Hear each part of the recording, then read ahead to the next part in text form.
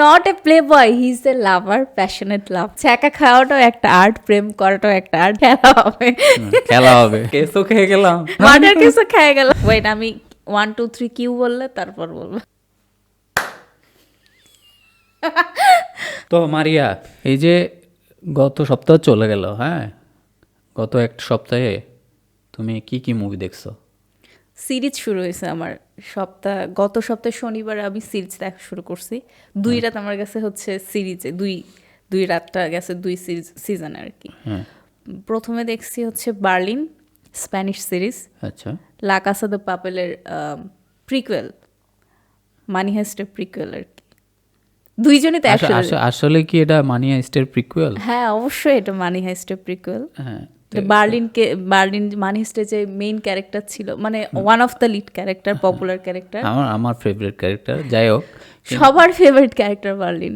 আচ্ছা, Berlin favourite character হইলেও, হ্যাঁ, বার্লিন সিরিজটা বার্লিনের ক্যারেক্টারকে যেভাবে দেখাইছে, হ্যাঁ, আমাদের মানি হাইস্ট যেরকম হাইপ ছিল, মানে প্রত্যেকটা মোমেন্ট অনেক বেশি ছিল, ইন্টেন্স ছিল, এটা অনেক ইন্টেন্স না। আমাদের যেমন আমরা দেখতে দেখতে দেখতে এটা একসময় একটু বিরক্ত লাগছে, কেন টানতেছে আমি এত। এটা বলি যে কেন হচ্ছে ইন্টেন্স মনে হয়নি, আমার কাছে মনে হয়েছে বার্লিনের এই ক্যারেক্টারকে দেখাচ্ছে বার্লিনের ব্যক্তি জীবন, বার্লিনের যে মনস্তাত্ত্বিক দ্বন্দ্ব, বা কি বলবো, এটা কি একটা বইয়ের playboy Berlin. Is not a playboy, he is a lover, passionate lover. তার এই জন্য কি সে বারবার প্রেমে পড়ে? হ্যাঁ, আর ছ্যাঁকা খায়। ছ্যাঁকা খাওয়াটাও একটা আর্ট, প্রেম করাটাও একটা আর্ট। যাই হোক, কথা সেটা না, আমি বলতেছি এইখানে এই যে হাইস্টের চেয়ে ফোকাস করা হয়েছে তার পার্সোনাল আর কি লাইফকে, যে কে জিতবে, তার বুদ্ধি নাকি হার্ট, এরকম ব্রেন নাকি হার্ট, এটার মধ্যে যে দ্বন্দ্ব, এটা তো তুমিও খেয়াল করছো যে দ্বন্দ্ব তো হয় অবশ্যই, ও কোন দিকে যাবে, মানে ব্রেন যেটা বলতেছে ওটা করবে নাকি তার মন যেটা বলতেছে সেটা করবে। অবশ্যই লাস্ট মোমেন্টে সে ব্রেন যেটা বলে সেটাই, আর বার্লিনের ব্রেন যেটা বলে সেটাই হচ্ছে হ্যাঁ ক্লিক খায় আর কি। আচ্ছা, আরো বলো যে বার্লিন সিরিজে হচ্ছে যে মেইন আরেকটা যে নারী ক্যারেক্টার, কেমন লাগছে তাকে? টোকিওর মতো না, Tokyo Tokyo far better, Tokyo ক্যারেক্টারটাই অন্যরকম। এখন দর্শক ভাবতেছে কোনটা মেইন ক্যারেক্টার, যেটা হচ্ছে আমি নাম ভুলে গেছি, যে হচ্ছে বার্লিনের প্রেমিকা, না প্রেমিকা না, যে হচ্ছে যে মানসিক হসপিটালে ছিল সেই ক্যারেক্টার। আমার কাছে মনে হয়েছে যে এরকম প্রফেসরের ফেভারিট ছিল টোকিও, বার্লিনের ফেভারিটও। তোমার কি মনে হয়? না, বার্লিনের ফেভারিট হচ্ছে ওই ছেলেটা, হ্যাঁ, যে হচ্ছে পকেট মারছিল, তারপরে ওকে নিয়ে আসছে বার্লিন, ভাইস ক্যাপ্টেন যে আর কি। আচ্ছা আচ্ছা, না আমার কাছে মনে হচ্ছে মেয়েটা। এনিওয়ে, যার যার অপিনিয়ন। আর তারপরে দেখছি হচ্ছে সিনপাট, শাটি কাপের, এটা হচ্ছে সিকুয়েল। অ্যাকচুয়ালি সিকুয়েল বলা যায় না, ওরা ডিরেক্টর তো বলতেছে যে এটা সিকুয়েল, এটা আলাদা স্টোরি, একদমই তো আলাদা স্টোরি, জাস্ট 3টা ক্যারেক্টার হচ্ছে টানছে। আগের প্রেক্ষাপট ছিল রাজশাহী, এবারে প্রেক্ষাপট পাবনা। কাকে ভালো লাগছে তোমার সবচেয়ে বেশি? ওই ওর নাম কি, মাস্টার কি আলা, ওর নাম কি, ফাজু। ফাজু ভাই। আমার কাছে যাকে ভালো লাগছে তার কথা বলি, এটা হচ্ছে দুরু আপা, যে ক্যারেক্টার ছিল দুরু আপাকে আমার অনেক অনেক বেশি ভালো লাগছে। ইভেন একটা মোমেন্টে আমি অনেক ইমোশনাল হয়ে গেছিলাম যখন তার দাদুর সাথে দেখা করতে যায়। দাদু না, দাদু চাচা। দাদু, আরে ওর ছেলের দাদু, ওর চাচা এটা না ওর দাদা। আরে না, তুমি ভুল বুঝতেছো। না, এটা ওর চাচা ছিল, না ওর দাদা। ওর চাচা। আচ্ছা, আমি বলবো ডিরেক্টর, আমার লিস্টে আছে, আমি বলবো যে কে ওটা ছিল, না আমরা আবার দেখবো। আরে না, বলছে দাদুর মাথায় হাত বুলায় দাও, দাদুর মাথায় হাত বুলাই দাও, মানে ওর ছেলের দাদু হয় না, বলছে দাদু তুমি ওর মাথায় হাত বুলাই দাও। বাবা দাদুর মাথায় হাত বুলাই দাও, তাই বলছে। তুমি ওকে, চ্যালেঞ্জ। আচ্ছা ঠিক আছে, একটু আমরা ক্লিপটা দরকার হলে এখানে ক্লিপটা দেখাবো নি, হ্যাঁ এখানে দেখবে। হ্যাঁ হ্যাঁ, ঠিক আছে ঠিক আছে ঠিক আছে। ঠিক আছে হ্যাঁ, খেলা হবে। খেলা হবে। আচ্ছা, আচ্ছা আরেকটা সবাই হয়তো বলবো যে মেইন মেইন ক্যারেক্টার যে সোহেল সোহেল ভাই, হ্যাঁ সোহেল ভাই, ও ভাই কেসও খেয়ে গেলাম, মার্ডার কেসও খেয়ে গেল। মার্ডার কেসও খেয়ে গেলাম, হ্যাঁ উনি বিয়ে অনেক খেতে ভালো- এসে কেসও খেয়ে গেলাম। উনি অনেক ভালো অ্যাক্টিং করছে। আরো ছিল হচ্ছে যে সাংবাদিক, আমার এডিটিং খুব ভালো লাগছে, মানে আমার বিয়ে বাড়ির এডিটিংটা খুব ভালো লাগছে। হ্যাঁ এটা একটা ইউনিক একটা ইয়া ইউনিক ইউনিক ইন্ট্রো। 90s যে বিয়ের ভিডিও এডিট একদম সেই। এই আইডিয়া যার ছিল অনেক ভালো ছিল আর কি হ্যাঁ। আইডিয়াটা। আচ্ছা, ওকে আর কোন ক্যারেক্টার ছিল এর মধ্যে? হচ্ছে খুন্তিতে যে ভাবিটা আসে, ওই ভাবিও অনেক ভালো অ্যাক্টিং করছে। বাড়িয়ালি। হ্যাঁ বাড়িয়ালি না, ওনার ভাবি, দুরু আপার ভাবি হয়, ভাইয়ের বউ। আচ্ছা আচ্ছা, মনে আছে? হ্যাঁ হ্যাঁ। ওই যে সম্পত্তির ভাগ চাইতে গেল তখন হচ্ছে বলছিল, উনি অনেক ভালো ছিল। আচ্ছা, চরকিতে সিন পার্ট সবাই গিয়ে দেখলে ভালোই লাগবে আশা করি। হ্যাঁ, এখনো অনেকে দেখেনি। ষাটি কাপের মতো অতটা আমি বলবো বিস্তৃত হয়নি, মানে ওয়ার্ড অফ মাউথ হয়নি এখন। হ্যাঁ, কিন্তু ষাটি কাপের মতো না, কিন্তু এটা ডিফারেন্ট ইয়া, কারণ দুইটা একটা র জিনিস। অনেক আমি বলবো এইরকম আঞ্চলিক কন্টেন্ট আরো হওয়া উচিত, যাতে হচ্ছে বিভিন্ন অঞ্চলে তো আরো অনেক মানে যারা এইসব মানে বানাতে আগ্রহী, যারা অ্যাক্টিংয়ে আগ্রহী, সবার তো ঢাকায় আসা পসিবল না, বা ঢাকা থেকে উঠে আসাও পসিবল না। যার যার নিজের এলাকা থেকে অবশ্যই এই ধরনের কন্টেন্ট আরো বেশি বেশি হওয়া উচিত। তো চরকি অবশ্যই এটা অ্যাপ্রিসিয়েট পাওয়ার যোগ্য। চরকি এই ধরনের একটা উদ্যোগ নিছে, এটা অবশ্যই। রাজশাহীর মতো একটা জায়গার এক ছেলে, হ্যাঁ, সে একটা সিরিজ বানাচ্ছে, সেটা অনেক সমাদৃত হচ্ছে, সবার মধ্যে আলোচনায় আসছে। তো এটা অনেক আমি বড় বলবো শুধু রাজশাহী না, আরো অনেক এলাকা আছে, সব জায়গায় হওয়া উচিত। তাহলে মানে এই সব জায়গায় হইলেই তখন ভালো ভালো ডিরেক্টররা আসবে। হ্যাঁ অবশ্যই অবশ্যই।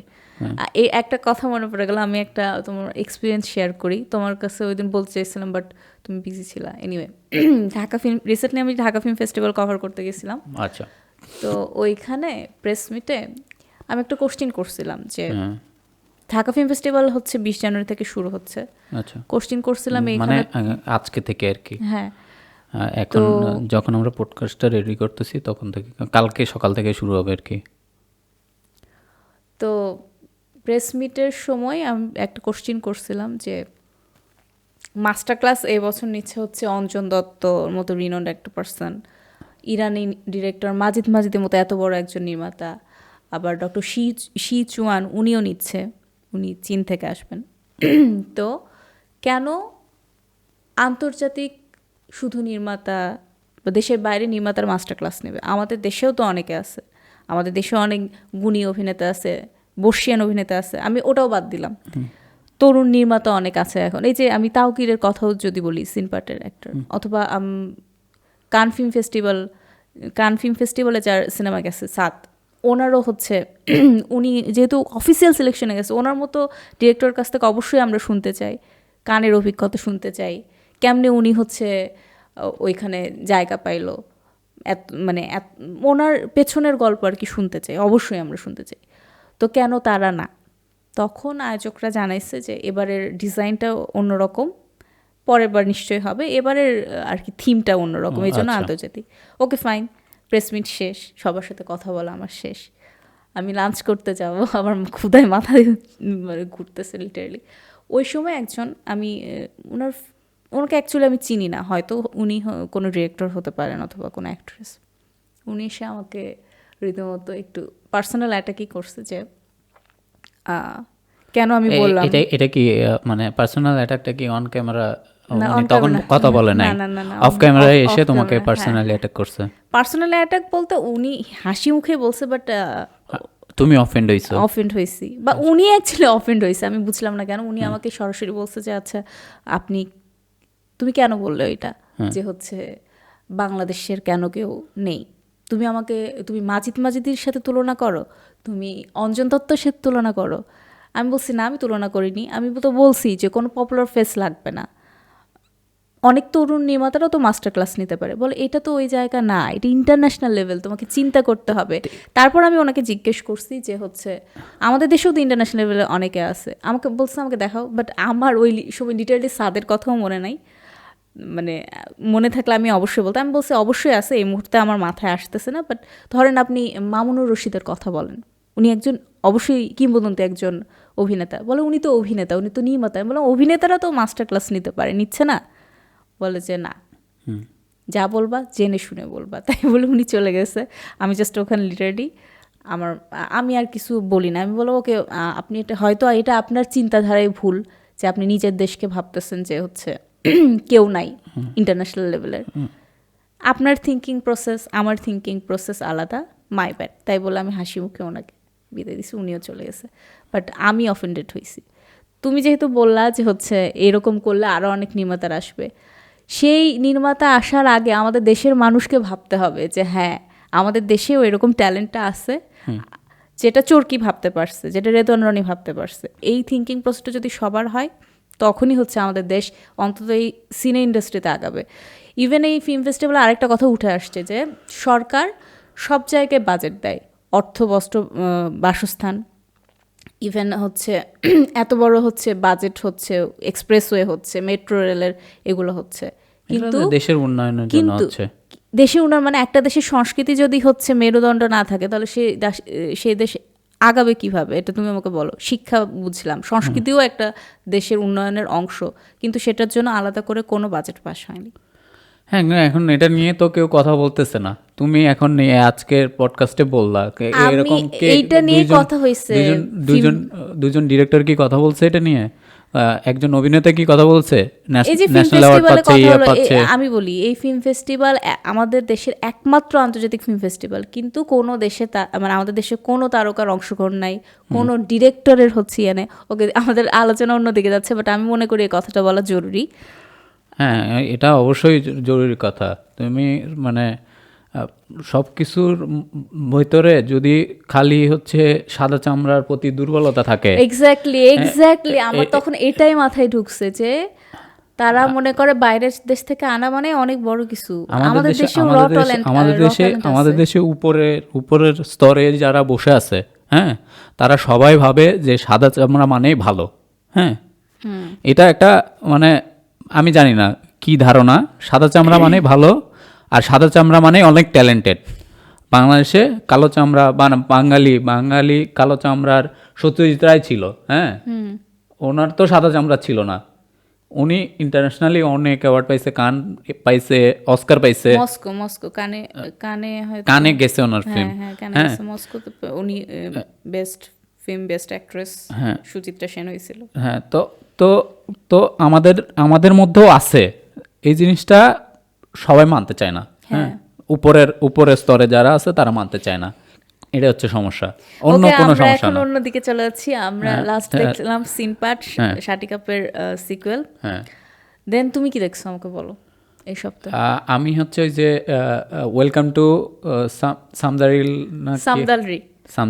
কোরিয়ান সিরিজ, ওইটা দেখছি। ওইটা হচ্ছে অনেকটা হোম টাউন চাচার মতো, ফিলিং গুড, মানে ফিল গুড ভাইব তোমার মতো। তো তোমার সাথে দেখা শুরু করছিলাম, পরে আমি কাজ করতে করতে আমি এডিটিং, আমি তো মানে সিরিজ দেখার সময় হচ্ছে বেশিরভাগ টাইমে হয় হচ্ছে আমার সিরিজটা দেখে শেষ করতে হবে। তো আমি যদি আমার কাজের অনেক প্রেশার থাকে, আমি একটা পিসিতে এটা চালায়ে আর একটা পিসিতে কাজ করতে থাকি। আমি অনেক মনোযোগ দিয়ে দেখি না, কিন্তু আমার সিরিজটা দেখা শেষ হয়ে যায়। হ্যাঁ, যদি মনোযোগ দেওয়ার প্রয়োজন পড়ে যে কোনো সিন মনে হচ্ছে যে আচ্ছা, মানে শুনে মনে হচ্ছে আচ্ছা এটা ইন্টারেস্টিং, তখন আমি একটু টেনে আবার দেখি আর কি। তো এরকম করে আমি পুরো সিরিজটা দেখি। মানে থিম কি? মানে গ্রামীণ জীবন আর কি। তুমি শহরে সবাই শহরে যায়, শহর কেন্দ্রিক হওয়ার চেষ্টা করে। হ্যাঁ, যেরকম এখন সবাই ঢাকা কেন্দ্রিক, ঢাকা ছাড়া আর কোনো ওয়ে নাই। তো শহর কেন্দ্রিক না হয়ে যদি তুমি গ্রামে থাকো, গ্রামে সবার সাথে মিলেমিশে থাকো, তুমি আরো ভালো থাকবা। এটা আইডিয়াটা ভালো। আমার সাইকোলজিক্যাল ইয়া থেকে আমার মনে হয়েছে যে আচ্ছা এরকম হইলে খুব ভালো হতো। আমার যদি কোনো স্কোপ থাকতো, আমার যদি অপশন থাকতো, আমি অবশ্যই আমি গ্রামে থাকতাম। হ্যাঁ, আমি ঢাকা থেকে বাইরে থেকে এসে মানুষজন কাজ করতে পারবে, আমি ঢাকার বাইরে গেলেই কাজ করতে পারবো না, এটা একটা সমস্যা আর কি। তো এই বিষয়গুলো নিয়ে আর ফ্রেন্ডশিপের বন্ড নিয়ে পুরা সিরিজটা আর কি। আরেকটা দেখলাম না সিনেমা ধানুষের? ধানুষের আমরা আরেকটা সিনেমা দেখছি, ধানুষের হচ্ছে কি ছিল, ক্যাপ্টেন মিলার। হ্যাঁ, ক্যাপ্টেন মিলার খুবই ভালো ছিল। হ্যাঁ, ক্যাপ্টেন তুমি মিলারের কি জানো এটা একটা ট্রু স্টোরি? অ্যাকচুয়ালি মানে থিমটা ট্রু আর কি, পুরাটা না। একটু ফ্রিকশন হ্যাঁ, আছে। ফিকশন আছে। তো ধানুষের স্টোরি, ধানুষ তো অলওয়েজ ভালো লাগে আর কি। ধানুষকে ধানুষের লাস্ট মুভি দেখছিলাম আমরা কি আতরঙ্গি। আতরাঙ্গি, হ্যাঁ হ্যাঁ হ্যাঁ, আতরঙ্গি। তারপর সারা আলি খানের সাথে। সারা আলি খান অক্ষয় ছিল। তারপর হচ্ছে নেটফ্লিক্সের একটা রায়ান গসলিং এর সাথে, ওইটা ছিল হচ্ছে যাই হোক বলে নাম গেলাম, মনে নেই, ডিটেকটিভ একটা সিনেমা, গ্রেম্যান। গ্রেম্যান। হ্যাঁ, গ্রেম্যান ওটা এটা মেইন কিন্তু ক্যারেক্টার ও, sequel গ্রেম্যানটাই ও। এবার একটা সিকুয়েল আসবে। ওটাতে মেইন ক্যারেক্টার ও আর কি।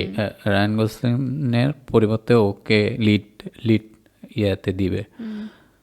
আর হচ্ছে ধানুষের এই স্টোরির সাথে সাথে আমরা আরেকটা দেখছি হচ্ছে অন্নপূর্ণা। অন্নপূর্ণী। এটা নেটফ্লিক্স থেকে ব্যান্ড হয়ে গেছে। এখন তুমি এটা নিয়ে কথা বলো দেখি, নেটফ্লিক্স থেকে কেন ব্যান্ড হয়ে গেল? নেটফ্লিক্স থেকে ব্যান হয়েছে তো ব্যান হয়েছে, যেটা নিয়ে কথা বলতে চাইছিলাম তার আগে আজকে নয়নতারা এটা নিয়ে ক্ষমা চাইছে, হার হার মহাদেব বলছে। কারণ সিনেমায় হচ্ছে ওকে তো দেখাইছে যে ও ব্রাহ্মণ ঘরের মেয়ে, বাট ও চায় হচ্ছে নিরামিষ হয়ে, ও চায় হচ্ছে শেফ হতে, যেটা ব্রাহ্মণ ঘরের মেয়েদের জন্য আর কি টাফ। একজন শেফের জন্য টাফ। হ্যাঁ, শেফের জন্য টাফ আর কি, সরি। তো পরেও একটা রিয়েলিটি শোতে পার্টিসিপেট করে, সেটাও বড় কথা না। রিয়েলিটি শোর এক সিন নিয়ে আরও কয়েকটা সিন নিয়ে হচ্ছে ব্যান্ড করা হয়েছে, যেটা নিয়ে মানুষ সবাই কথা বলতেছে ইন্ডিয়ানরা। সেটা হচ্ছে ও রিয়েলিটি শোয়ের ফাইনাল রাউন্ডে বিরিয়ানি রান্না করার আগে নামাজ পড়ে, কারণ ওর বিলিভ করে যে প্রে করলে খাবারে স্বাদ বাড়ে। এটা হচ্ছে ও বিলিভ করে না, যে ওকে হ্যাঁ বিরিয়ানি রান্নাটা শিখছে, সে বিলিভ করে দেখে ও বিলিভ করে। আচ্ছা, ওটাও বাদ। আরেকটা সিন ছিল যেখানে ওর মানে মেল প্রোটাগনিস্ট আর কি বলতেছিল ওকে যে গীতা থেকে একটা কোট শ্লোক আর কি বলছে যে ভগবান রাম যখন বনবাসী ছিল তখন সে তো নিরামিষ রাম, তবু সে খাদ্য আহরণের জন্য প্রাণী হত্যা করে খাদ্য আহরণ করছে, মানে বিশেষ পরিস্থিতিতে পড়ে। তো এটা যেহেতু রাম করতে পারছে, এটা তো কোনো ইয়া নাই, বিশেষ পরিস্থিতিতে পড়ে তুমি খাবারের স্বাদ করতেই পারো, খাবার স্বাদ আহরণ করতেই পারো। এইটাতে উঠছে হচ্ছে তোমার আপত্তি, যে হিন্দু কমিউনিটি বলছে, ইভেন হিন্দু যে নেতারা ছিল তারাও বলছে যে হচ্ছে না, এটা ভগবান রাম করছে দেখেই যে এইটা একদম মানে হ্যাঁ বুঝছি বিশেষ পরিস্থিতিতে করছে, কিন্তু সিনেমায় এটা একজন মুসলিম ছেলে কিভাবে গীতার এই শ্লোকটা বলতেছে, এইটাতে তাদের আপত্তি, যে কারণে এটা ব্যান করা হয়েছে পরে। সরি, যে কারণে এটা সে এখানে মামলা করছে। হ্যাঁ, মামলা করছে। তারপর হচ্ছে কি বলে টিসিডি, জি স্টুডিও হচ্ছে ক্ষমা প্রার্থনা করছে, নির্মাতা ক্ষমা প্রার্থনা করছে, তারপর নেটফ্লিক্স থেকে এটা ব্যান করা হয়েছে এবং বলছে যে এটা রি-এডিট করে। কিন্তু আমি বুঝলাম রি-এডিট করলে কি দিবে এখানে আমি বুঝলাম। আর এইদিকে নয়নতারাও ক্ষমা প্রার্থনা করছে আজকে। আই থিঙ্ক পুশ করা হয়েছে, অবশ্যই তো পুশ করা হয়েছে ফ্যামিলি থেকে বা সব জায়গা থেকে, যেহেতু বলা হচ্ছিল যে নয়নতারাকে সিনেমা থেকে ব্যান করবে আর নয়নতারাকে কাজ করতে দিবে না। ওকে, তবে রান্নার সিনেমা ছিল, ভালো লাগছে হিসেবে, কিন্তু কাহিনীর কোনো আগামাথা নাই, আমার ভালো লাগেনি অত। রান্নার সিনেমা দেখে কুক আপ স্ট্রম যেরকম আমাদের অনেক ফেভারিট একটা সিনেমা, রান্নার সিনেমা, আমি আরও সবাইকে সাজেস্ট করছি যে এটা অবশ্যই দেখা উচিত। Annapurni I don't think so সবার দেখা উচিত। আরেকটা সিনেমা দেখছি আমরা, তেলুগু সিনেমা হাই নান্না, এটা নিয়ে তুমি বলো কেমন লাগছে। হাই নান্না, তুমি বলো, মানে হাই নান্না না তোমার কাছে কেমন তোমার লেগেছে? তোমার কাছে শুনি। নানি, নানি যেটা, নানি হচ্ছে ওকে ন্যাচারাল স্টার বলা হয়। হ্যাঁ, ন্যাচারাল স্টার বলা হয় কারণ হচ্ছে ও অভিনয় যখন করতেছে, হ্যাঁ, মানুষ কনফিউজ হয়ে যায় আসলে অভিনয় করতেছে না নাকি রিয়াল রিয়াল, আসলেই কনফিউজ হয়ে যায়। Expression, expression acting. সব কিছু মিলায় মানে কিছু কিছু সিনে এরকমও আছে তুমি ইমোশনাল হয়ে এটার যাবা। একটা কারণ আছে ওকে ন্যাচারাল সুপারস্টার বলা, যেহেতু ওর কোনো ফ্যামিলি ব্যাকগ্রাউন্ড, যেহেতু সাউথে কিন্তু নেপোটিজম খুব ভালো, মানে এর মামা ওই, ওর খালা ওই, এর ছেলে শুধু ওই। বলিউড নিয়ে সবাই হ্যাঁ, শুধু নাচানাচি বলে, করে। কিন্তু সাউথে এটা হিউজ হিউজ, মানে লিটারালি হিউজ। হ্যাঁ। কিন্তু ন্যানি একমাত্র স্টার যার কোনো ফ্যামিলি ব্যাকগ্রাউন্ডে কোনো সিনেমার কেউ নাই বা মিডিয়া রিলেটেড কেউ নাই, ইভেন ওর অ্যাক্টিং কোনো স্কুলিংও নাই। ও লিটারেলি জাস্ট ওর প্যাশন ছিল অ্যাক্টিং, ও ছিল আরজে, আরজে থেকে উঠে আসছে। ওর সিনেমা মেকিংয়ের প্রতি ওর অনেক কি বলবো কি তারপরে হ্যাঁ, তারপরে ও গেছে হচ্ছে ইয়াতে ও মণিরত্ন, হ্যাঁ হ্যাঁ, ক্ল্যাপ ডিরেক্টর ছিল। ও মণিরত্নমের অনেক বড় ফ্যান, সিনেমা দেখতে দেখতে বড় হয়েছে। ও কিন্তু আমার মতো বলে যে আমি সিনেমা দেখি না, আমি সিনেমা গিলি। সো এই কারণে আর কি ওকে বলা হয় natural superstar. Actually natural actor আগে বলা হতো, পরে হচ্ছে একটা সিনেমা হিট হওয়ার পর প্রডিউসার ওটা লাগিয়েছে ন্যাচারাল সুপারস্টার। ওরে না জিজ্ঞেস করে দিয়ে দিচ্ছে, টাইটেলে দিয়ে দিচ্ছে, পরে এটা কন্টিনিউ হয়ে হ্যাঁ, গেছে আর কন্টিনিউ কি। হয়ে গেছে ট্রেন্ড। তারপরে ইয়েকেও আমার খুব ভাল লাগে, হ্যাঁ, যাই হোক। Mrinal national crush. আমি জানি না, যাই হোক, মৃণালে আমার খুব ভালো লাগে। ওর হচ্ছে ইয়ে মুভি আমার খুব ভালো লাগছিল, ও দুলকারের সাথে কি ছিল জানি, নামটা ভুলে গেছি, আমার নাম মনে থাকে না। সীতারামম। কিন্তু হায়নানা সবচেয়ে বেশি ভালো করছে মেয়েটা, পিচ্চিটা। হ্যাঁ, ও অনেক ভালো অ্যাক্টিং করছে, বড় হয়ে যদি এরকম কন্টিনিউ থাকে বড় হয়ে অনেক ভালো অ্যাক্ট্রেস হবে, I think so.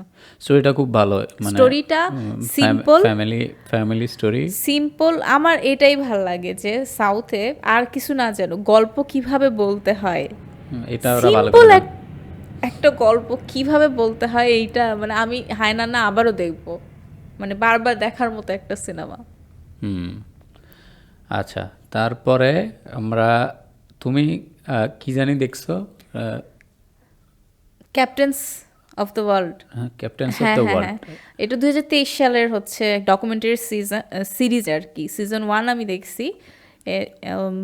Messi, season 1-এর episode 1 মনে হয় দেখছো? হ্যাঁ, এপিসোড 1টা দেখছি, যে মেসিকে নিয়ে। রোনালদো আর হ্যারি কেনের এপিসোডটা দেখা হয়নি, বাট মানে লিটারালি গুজবাম্প হচ্ছিল যে আর্জেন্টিনা বিশ্বকাপ জেতার পেছনে মেসি যে শুধু মানে খেলা দিয়ে ভূমিকা না, মানে ব্রেন, ওর আত্মাটা মনে হয় দিয়ে দিছিল আর্জেন্টিনার বিশ্বকাপ জেতানোর জন্য। মানে আর্জেন্টিনা এত দূর উঠে আসার পেছনে আমি মেসির তো যে দেখি নাই, তুমি কখন দেখছো এটা? দেখছি, এটা দেখছি আমি আমি জানি না। দেখছি। আচ্ছা, যাই হোক, এখন এই উইকে আর কিছু দেখছো? দেখছি বলতে আমার প্রফেশনের খাতিরে আমার অ্যাওয়ার্ডের আমার অনেক খোঁজখবর রাখা লাগছে। গোল্ডেন গ্লোবস হয়ে গেছে, এমি অ্যাওয়ার্ডসও হয়ে গেছে, এবার বাফটার নমিনেশন দিছে, মানে আচ্ছা। প্রত্যেকটা জায়গায়। ক্রিটিক্স চয়েস অ্যাওয়ার্ডও হয়ে গেছে, প্রত্যেকটা ওপেন হেমার, সব জায়গায় ওপেন হেমা, মানে 11টা 13টা 9টা করে, মানে নমিনেশন প্লাস অ্যাওয়ার্ড। এবার অস্কারটাও পকেটে, কিন্তু আমার মনে হয় না পকেটে নিয়ে এই জিতে গেছে। অস্কার জেতার ক্ষেত্রে একটু ঝামেলা আছে। অস্কারে তো পলিটিক্যাল অনেক ইস্যু কারণে দেয়া হয় না। ওপেন হেইমারে জাপান যেহেতু রিলেটেড, আমার কাছে মনে হয়, আমি জানি না, আমার কাছে ওপেন হেইমারের চেয়ে এবার আমার মনে হচ্ছে যে পুয়ার থিংস অথবা হোল্ড ওভার্স, এই দুইটা পাইতে পারে। আমি দুইটা মুভি দেখি নাই, ওপেন হেইমার আমি 2বার দেখছি। যাই হোক,